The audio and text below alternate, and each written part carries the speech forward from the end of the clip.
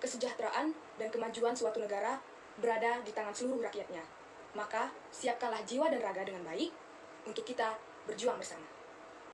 Assalamualaikum warahmatullahi wabarakatuh. Seperti yang kita ketahui bahwa penyakit hipertensi di Indonesia setiap tahunnya mengalami peningkatan. Hal ini dibuktikan berdasarkan artikel berita dari tirto.id.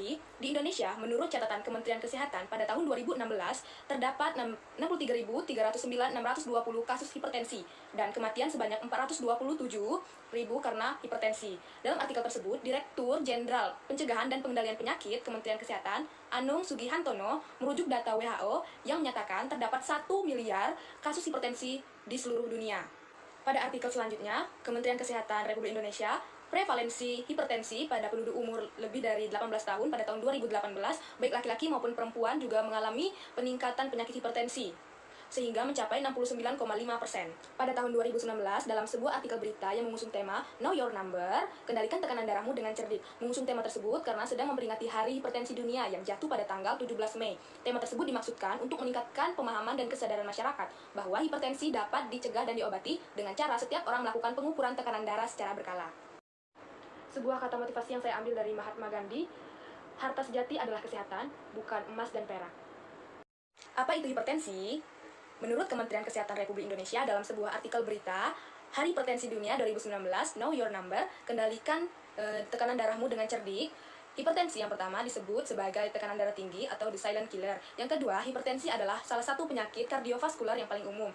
Yang ketiga, hipertensi adalah tekanan darah sistolik di atas normal, yaitu lebih dari 140 mm hydrar jarum dan diastolik lebih dari 90 mm hydrar jarum.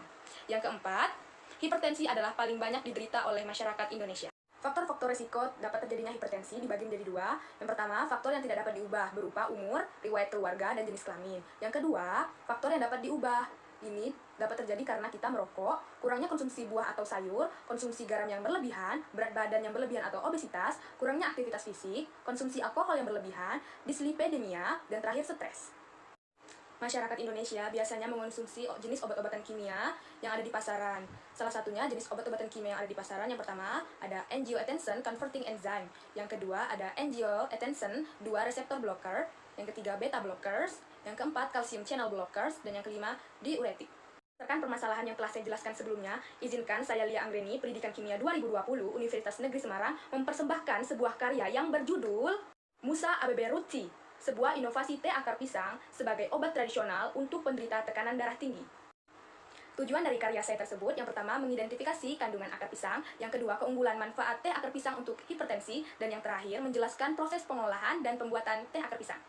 Pisang salah satunya yang pertama serotinin, yang kedua norepinephrine, yang ketiga tanin, yang keempat hidroksitriptamin, yang kelima dopamin.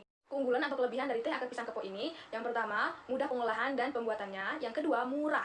Bahan baku pun mudah didapat, bisa membantu ekonomi masyarakat, tahan lama, dan banyak sekali manfaatnya. Bandingan obat pasaran lainnya dengan teh akar pisang untuk mengobati hipertensi. Teh akar pisang itu mengandung seperti serotinin, neuropinephrine, tanin, hidroksitriptamin, vitamin A, B, dan C, di mana bersifat diuretik, yaitu dapat membantu melancarkan aliran darah arteri yang mengalami tekanan terlalu tinggi. Selain itu, akar pisang juga bisa digunakan untuk mengobati penyakit lainnya seperti anti cacing, gangguan darah, dan penyakit menular seksual, menurut Dr. Dito Anugrogo, MSc, tahun 2020. Sedangkan, obat pasaran lainnya, yang pertama, mengandung bahan-bahan kimia yang tidak baik untuk dikonsumsi dalam jangka waktu panjang. Yang kedua, memiliki efek samping. Dan yang ketiga, mengakibatkan ketergantungan. Sehingga lebih baik untuk mengurangi mengonsumsi obat-obat kimia. Proses pengolahan akar pisang hingga menjadi serbuk teh, yang pertama, membersihkan akar pisang terlebih dahulu. Yang kedua, mencuci dengan air bersih. Yang ketiga, memotong menjadi bagian-bagian kecil. Yang keempat, menjemur akar pisang di bawah sinar matahari sekitar kurang lebih 2 hari. Dan yang kelima, menghaluskan akar pisang, bisa menggunakan blender ataupun alat lainnya. Cara penyeduhan teh akar pisang, yang pertama, didihkan air kurang lebih 100 ml. Yang kedua, masukkan serbuk teh kurang lebih 1,5 gram ke dalam air. Yang ketiga, aduk hingga 3 menit. Yang keempat, tuang air teh ke dalam gelas menggunakan saringan. Yang kelima, tambahkan gula sesuai selera, kemudian aduk hingga rata. Yang keenam, minumlah teh akar pisang segelas 3 kali sehari secara rutin, sehingga bekerja secara optimal. Berdasarkan pembahasan yang telah saya jelaskan sebelumnya, dapat ditarik kesimpulan bahwa Musa Abeberuti adalah sebuah inovasi baru teh akar pisang kepo yang bisa memudahkan masyarakat Indonesia dalam mengobati penyakit hipertensi, sehingga bisa menekan tingginya laju kematian warga Indonesia pada penyakit tidak menular. Itulah presentasi hasil karya ilmiah saya. Mohon maaf apabila ada kesalahan. Sekian, terima kasih. Wassalamualaikum warahmatullahi wabarakatuh.